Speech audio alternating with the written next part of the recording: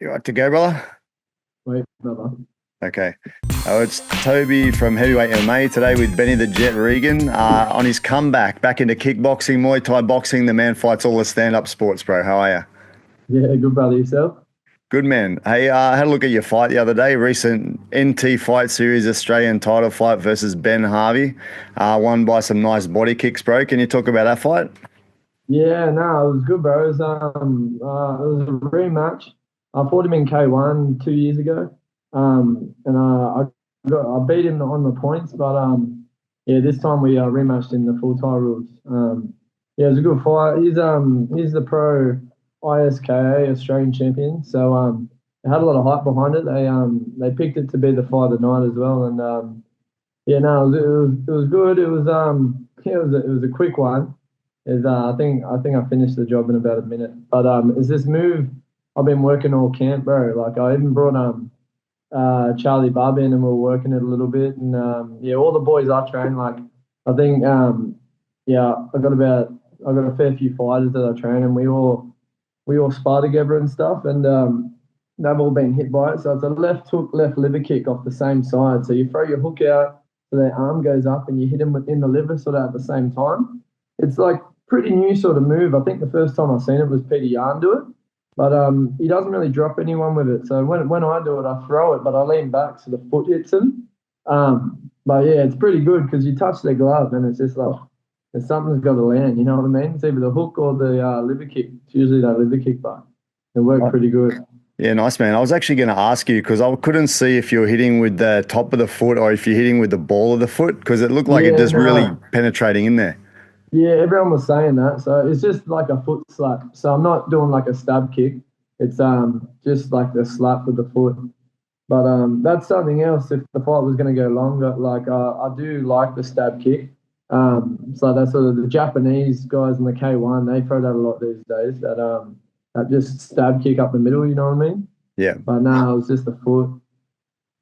Yeah, it's the same in the UFC. That stabbing teep has become a lot more popular in the last few years. It does a lot of damage. But guys like Sean O'Malley and that throwing it in. Right. Yeah, I love it. Like, especially like if you swap to the opposite stance of them and throw your rear leg, because I feel like the sternum's a little bit more open to it if you swap stances to your opponent. So yeah, that one's been working pretty good. And there's a lot of good feints off the stab kick too. As soon as you stab them a few times and you bring your knee up, they bite on it every time. But yeah, no, it's a good move, eh? Yeah, there's a lot to be said about the simple simple feints and whatnot you can do to land shots, right? Like just a simple, that's almost like a simple high low almost, right? Like you're throwing something a bit high and hitting a bit low. Like it's just, it makes all the Yeah, difference, right? 100%, 100%. Yeah. Bro, so tell us about what's been happening, man. You had a bit of time off. Was that to do with your family and whatnot, or you just took a Yeah, bit it of was, time off? bro. So I focused on just me gym a bit and training all the boys. So I got them a bunch of fights and stuff. Um, yeah, I think I got about 16 fighters at the moment. So I think it's the most fighters on the Central Coast for any sort of kickboxing gym. So that's pretty good. And I got them a fair few fights. So I got a couple boys. They're going to fight for belts this year, and I'm taking I think about nearly 10 of them over to Europe to fight in the it's like the European World Cup sort of thing. So I'm taking them over, and we go train in the mountains in Italy and stuff, and go with the Australian teams. That'd be pretty cool for them. But yeah, last year I sort of just focused on business, bro. I bought a house with the family and stuff, and this year I'm right back in it. So just had to do a couple of things, so I wasn't stressed because I'm sort of the person if I'm going to do something, I've got to be all in. Like I can't be worried about this or that. So sort of sorted now, so I can go full steam ahead with it, bro. So that one was good, and chasing maybe a couple more fights in Australia, maybe. But yeah, I'm in with that Tiger Muay Thai gym as well, bro. So they're actually looking for a match for me in one championship at the moment. So that'd be pretty good. So that's with the little gloves too. So I'm keen on that. Yeah. That's basically why I had that Thai rules fight too, bro, because I've, as you know, like majority of my recent fights have been K1, and I went over to Thailand I think last year, and I was sparring in their pro team. They put me in the pro team, and I was sparring with the Bosnian Menace who fought Rodtang and a couple other boys, and yeah, I think they liked what they seen, and they sort of said to me like, look, if you come over for a bit of a stint, we'll try and get you a fight in that one championship, and they've actually already given me a couple offers, but I just want to make sure I'm fully ready. So I had that fight rules just to get my foot back in the door, and yeah, so I sent the footage off to them, and yeah, they're looking for a match for me as we speak, which is good. Yeah, that's awesome, bro. I was going to ask you, like, watching some of your older fights, they were K1 sort of style. That was your kind of preferred style. Watching that fight was full Thai rules. Your style's it was very heavy Thai. You're doing the elbows a little bit more like Thai looking style. Is that just that you change your style for the different codes, or it's the fact that you're actually just changing a bit more into a Thai style getting ready? Yeah, I just like mixing it up. So I try to mix the basically everything. I don't think I'd say I'm a full K1 style because I don't really like shelling up and going combo for combo with someone. I sort of stay long, and I guess the tires stay long, but they don't really angle. You know what I mean? Where the K1 guys, you see them using angles, and they're a little bit more tricky. So I try to blend the different styles a little bit. I think just with the tire rules, I just use my K1 like my boxing style into the elbows. And I knew Benny. Yeah, he actually told me because me and my opponent were actually good mates. And my first opponent, he actually pulled out on me, and me and Benny the Hatchet Harvey, we actually sort of said we wouldn't fight each other again. But he actually said, you know what, like I'll step up to it, and he said I want to fight the tough guys, and he said if you don't mind, like we'll get it on. And I was like, yeah, it's all right, bro. Like yeah, no, that was pretty funny. But yeah, so I just like with the tie rules, yeah, the K1 combos into the elbows, and I wouldn't really say I don't really like the straight tie style because I feel like their boxing's not that great. Sort of like Raymond Decker's, bro. Yeah. I like that sort of style if I'm going to fight tie rules. Yeah. Yeah, bro. Hey, before when we talked, it was maybe a year or two ago. You were talking about the ONE FC, bro. So it's good to hear that you've got like a bit of an in that you might have a chance to jump into that sort of scene, bro. Are you talking Yeah, about like when they talk about the ONE FC, would they be into one of the big shows or one of the fight nights? Do you have any idea? yeah. So I think the Johnny Betts, who's the Muay Thai manager at Tiger Muay Thai. I think it's the Friday night fight night in I think it's Lumpini they do. So yeah, it's basically just Muay Thai with the little gloves in a ring. I think it's in Bangkok, bro. So I think that's just the Friday night ones, just to Yeah, get the bro. foot in the Actually, door. I've been watching a few of those, bro, and I've been to two of the fight nights over there in Lumpini, the Bangkok ones. One I went to watch Mini T fight. Yeah, Another one I just went to just have a look at it, and they're full on, bro. You know, like if you watch many of them, they're not. They don't fight yeah, like Thais in there. They don't take it easy. They go for the kill straight away. And my yeah, theory is the fact that I'm pretty sure they just get big bonuses for KOs, bro, because these guys are trying to kill each yeah, other. It's very different than the normal Thai style, but they're mostly Thais, yeah. you know? Yeah, bro. No, 100%. Yeah, I don't mind that to be honest. Like the fast because I like to start fast as well. Yeah, I've never really never really played by like the traditional like you start off slow and stuff like that. I guess because in Thailand they like to do the betting and stuff. I'll tell you what else I like about it, bro, is that they don't really let you clinch for too long either. Like that is half the reason I got over doing the Thai rules in Australia because a lot of the guys because they knew like my trainer was Greg Foley's like 5-time world champion, like K1 fighter, stuff like that. They didn't really want to stand with me. They just tied me up. And especially because I was young, I think when I was like, I don't know, 15, 16, fighting for Australian titles in like titles and stuff, I'd fight the heavier, not heavier guys, but older guys, like in their late 20s and stuff. And they'd have that man strength on me. So they just clinched me. So I swapped to K1. But yeah, in ONE FC, I don't think they let you clinch for too long, bro. Like it's not a lot of yeah, boring just holding on to each other. Like the ref will break it up pretty fast. Yeah, that's true, bro. They throw more like single knees and maybe a couple of knees, then they'll break it up. Yeah, it's Yeah, a bit more exciting for yeah, the fans that way. yeah. There's not many fights I've seen where I've been a bit bored from the clinch, so I think it's just they don't let them clinch for too long. Yeah, bro, it's fun over there. I went with one of my mates, and over in Thailand now, weeds everywhere. So he took an edible before we went. Yeah, We went in there. He slept through like the most exciting fights you could ever see, and he's full asleep. You know, you got to watch those yeah, edibles over there. bro. Yeah, Yeah, 100%. That shit's gnarly, bro, over there. that's it, man. Hey, before we spoke, you were taking on some pro boxing fights. Can you talk about that a bit? Are you through that, and you're just going back to Thai boxing now?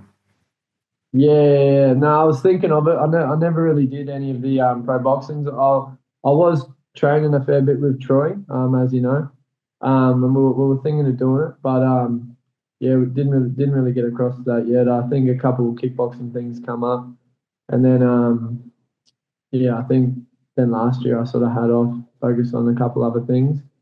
But yeah, I do still want to do that. It's definitely on my list of things to do. I like because I know I mix it up good with the pro boxers I spar.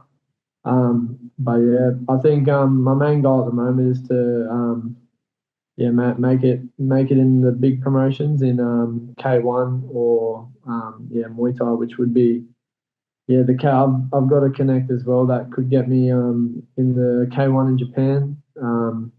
And yeah, now I got one for the one FC. The only other one would be Glory. Glory would be awesome. That'd be ideal. It's just hard for the Aussies to get in Glory, you know what I mean? Because it's more of a European-based promotion. Yeah, nice, bro. Yeah, So what's the plan for the year? Just to jump into one of those ones, get some higher level fights, right? yeah, yeah, definitely, definitely. That's what excites me, bro. Is yeah, definitely at the moment that one championship, or I was even thinking of doing another Muay Thai fight in Australia just to get a bit more ring time, just because that last fight didn't go for too long. Um, yeah, so but I think if the opportunity arises and they have me a match for one FC, I'm going to take this one. You know what I mean? I Nice. don't think I'll wait too long. Nice, bro. Hey, I just got a few questions, bro, if you don't mind. Yeah, Just a bro. few I've been asking people lately. Yeah, Mental prep, definitely. bro. Can you describe your mental preparation before a fight? Mental prep. So basically, yeah, when I was younger, I sort of just yeah, I don't know. I just sort of went through it. When now I've sort of got a few little techniques that I've learned over the years. And I tell all my boys it because I know fighting's really mental, and a lot of guys stop because of the mental pressure and stuff like that as well they put on themselves. But yeah, I sort of focus on performing, bro. I don't really worry about winning or losing too much because I guess if you perform your best, you will fight your best. You know what I mean? And most of the time, if you do that, you're gonna win. Um, and yeah, bro, like yeah, that's all I sort of think when I'm sort of going into battle. Yep. Yeah, I try Nice. to think of performing, bro. Yep. Sounds good, bro. Motivation, bro. What drives you to compete at that highest level? Um, I think when I was younger, I just wanted to. I knew I was good at it. And I just seeing my trainer. I think I had idols back when I was younger. I think that helps a lot. Like I used to love Borkow. My trainer Greg Foley. I used to watch him. I used to love his style as well. Having idols helps a lot when you're younger. But now, um, I just know that I got the ability to make it big in the sport. So that keeps pushing me. And knowing that if I don't, I'll regret it. You know what I mean?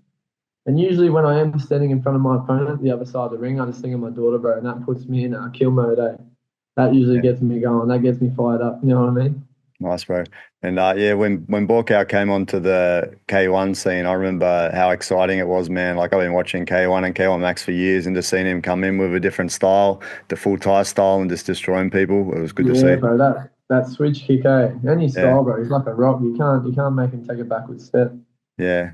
And he's just the base. Like he's got such a solid base, the way just so much strength in the way he stands. You know, like you just see the way, Yeah, like you said, he's like a rock. He's immovable object almost back then. You know. yeah. I think as well why I liked him, bro, is just because just his physique too, bro. Like, cause I was a skinny kid, I was sort of like looking at him. I was like, fuck, man. Like, I wanna look like that. So it got me training hard. You know what I mean? Just his back, bro.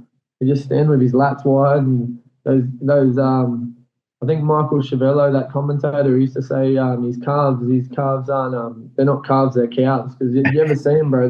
They go like boom like this. You know what I mean? Yeah, They're massive. yeah. But yeah, he was just a specimen, bro. True, bro. Hey, fight reflections after a fight, what processes do you go through to, reflect on your performance? Yeah. So well, I guess how much punishment I took, like that would that would sort of show me how I did. I felt like that performance that I put on. Um, that was the only thing I sort of, because it was a pretty short fight. One of my mates actually called me, which I appreciate, because a lot of people just told me how flawless the performance was. But one of my mates, Kyle, he told me, yeah, it was an awesome performance. But there was this one thing when I knew I had him hurt, I rushed in and I went for the kill. I was thinking in my head, like, he's hurt. There's probably not much damage he could give me. But it is Thai rules and elbows don't take much. And I was exchanging with him. And that was probably a bit silly. So, yeah, there's always something you can take away, bro, no matter how good the performance was, you know what I mean? Sure. So that's one thing I took away from that. Nice. But I did actually call the move that I did to him at the airport. One of my mates, Dante, he picked me up. He's also a good fighter, but he asked me, how do you reckon the fight will go? And I said, bro, this left hook, left liver kick has been dropping everyone I've been sparring, and I haven't even been putting like 50% power into it. And I said, if it's gonna finish, I'm pretty sure it's gonna be this move. And bro, it worked perfect. Worked so perfect. I'll show you. I'll send you this one later. I was just watching random clips on YouTube, and there was this cool little trick a Kyokushin fighter was using. He was like kicking out to the side, like not actually at the person to distract him, and then throwing a little left liver shot. I'll send you later. It's kind of interesting. Yeah, sick, I bro. was Yeah, just make mucking sure you around in send me training. that. It's fun. Yeah, I love all that stuff, bro. I love all that stuff. Yeah. Bro, your training regimen, like what's your normal day in training when you're leading up to a fight? Like take us through what time you wake up, what you do till the end of the day. Yeah, sweet as, bro. I usually don't wake up till probably like 6:30. I don't really wake myself up. My daughter wakes me up, bro. Yeah, so I'll probably train, yeah, usually twice a day. Um, where because I also do PTs all throughout the day as well. So I used to train a little bit more, but now I've found too much. Like sometimes if I go too hard, I'll get sick and all that sort of stuff. This camp was perfect, bro. So I can't remember my exact schedule, but I know all the workouts I did, and I sparred at least two technical spars and one like a bit harder spar, so three spars a week. They went for about an hour and a half. And actually, the boys that I trained were giving me some real good work. So I've like built a good team up, bro, where I can spar them as well. Um, and it was good also having Charlie Bubb come down. He's a bloody two-time world champion. You know what I mean? Come spar for a week. That was good. And then I'll do two sand dune sessions a week. They're a killer, bro. Basically just run up and down them until you're dead. And also two assault bike sessions. So um, I started at 12 minutes, but I upped it to 15 because I was fighting 5 3-minute rounds. So I did 15 minutes, 30 seconds on, 30 seconds off. And we got a little competition with all the boys we train who can get the most calories. Yeah. I think it's this fella Andy that I trained is about 90 kilo. He gets about 200 and something calories.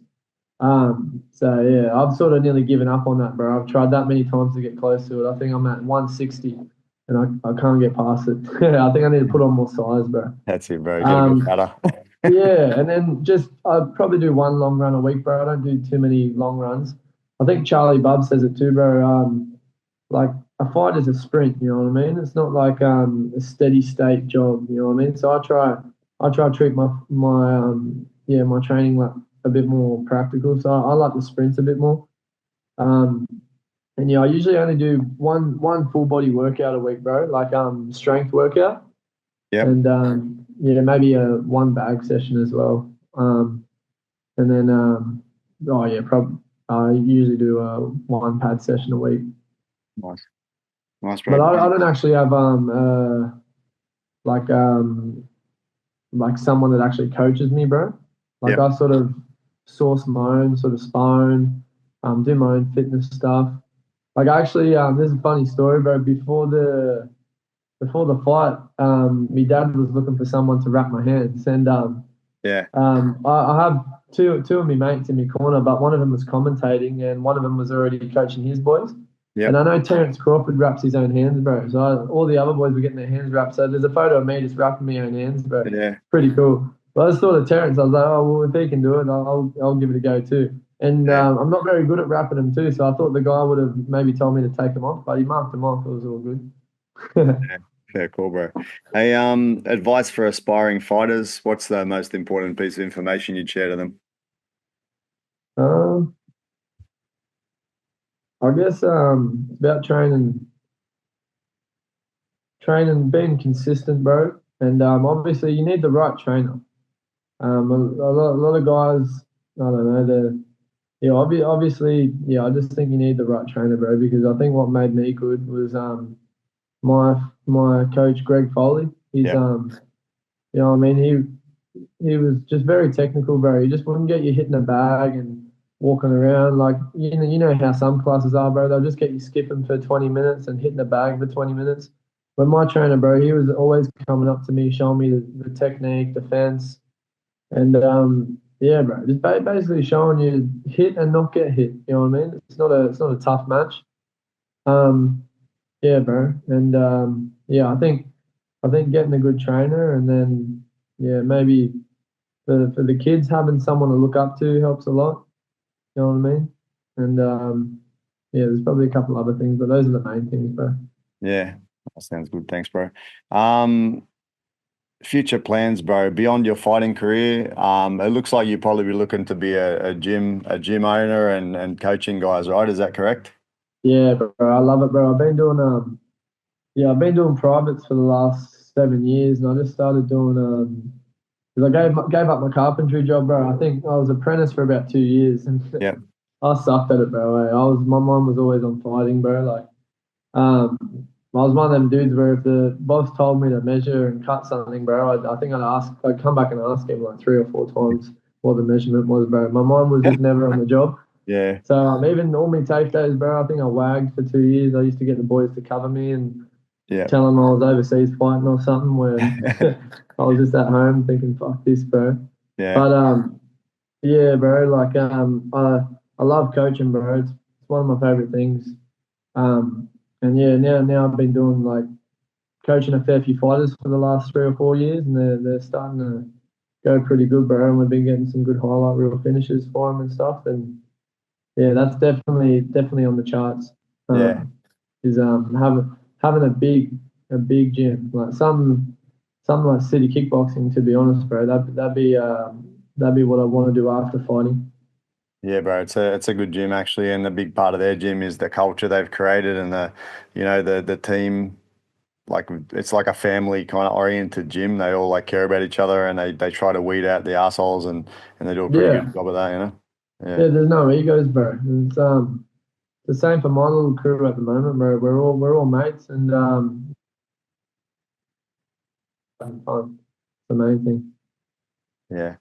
Bro, two more questions. What's your go-to street fight move? Street fight move, bro. Brother, it'd probably be probably be just a straight right, bro, or a nice overhand. You know what I Yeah. mean? It depends how close we are too. To be honest, I like the grab the shirt and you push them forward and then drive them back into the top of your head. That's a good one, bro. Yeah, cool. Bro, What about also, yourself, actually, bro? What's your favorite one? bro, I haven't been in that many street fights, but yeah, keep it simple. Right hand or right elbow, depending if they're close enough, you know? Yeah, I'm the same, bro. I haven't been in many street fights, but I do remember seeing a nice move that I would try. I haven't actually done it myself, but this guy just grabs this guy's shirt and pushes him forward, bro, and then just boom straight into the Yeah. head. Bro, one thing's kind of funny when you leg kick someone that's never felt a leg kick before and never like conceived the pain or whatever, it's quite Yeah. interesting to see people just shut down like they just don't know what the hell just happened. Oh yeah, bro. I train a couple of security guards, bro, and Yeah, they're always showing me footage of the security cameras, bro, of them just chopping guys with leg kicks and them hobbling off. You know what I mean? Actually, one of the boys, my hardest leg kicker, bro. Actually, he actually got in a street fight not long ago, bro, and he said this guy jabbed him in the face, and he just gave his wallet and his keys to his mate, and just threw this hard leg kick straight at him, bro. And the guy sort of just fell to the ground, and he's like, couldn't believe it, and I was like, bro, this shit we're teaching works. Yeah. I remember one pro MMA fighter, a friend of mine from Sydney, his name's Larry Papadopoulos. Back in the day, he was fighting in Japan and that. And he was used to talk about how if you push kick someone, they that never fought and never trained, they would just like fall over in a ball, like just not used to it as well. Yeah, 100%, Yeah. 100%. Funny. Bro, last question, a silly one. If you had to fight a bear, a lion, or a gorilla, what would you choose and what would your strategy be? Oh, bear, lion, or gorilla, bro. Definitely don't want a bear, bro. Because they're faster than you. They can climb trees and they can swim, bro. Um, a gorilla. Ooh, yeah, I reckon. Yeah, I reckon I'd have to go a lion, bro. I think a gorilla would just maul you. I think a lion you could climb a tree or maybe jump in the water. I don't know. I think a gorilla or a bear that just get you too far. No, I'd go a lion, bro. They're all shit things to fight, bro. I'd just have to go a lion. Yeah, that's the majority decision, bro. I asked a lot of people this question. A lot of people say lion, so yeah, seems I to be the definitely case. don't want a bear, bro, because I know they don't even kill you, bro. They just play around with you, bro. You know what I mean? They'll just eat your guts out while you're alive, right? Yeah, that's what I mean. I don't want none of that, bro. I've seen the Revenant movie, bro. That sucks. Yeah. All right, bro. Thanks for your time. Look forward to you getting a shot in one of these big organizations in 2025, bro. And when you do, please let us know. Post it, and I will for if sure, it's bro. anywhere out this way, I'm in China, bro. If it's in Thailand, I'll see if I can get over Yeah, there because it's not I'll too hit you far up for away. sure, bro. That'd be Yeah, awesome. cool. Legend, bro. All right, bro. Thanks for your time, mate. We'll chat soon. Thanks very much, brother. Thank Thanks, you. bro. Bye. Bye.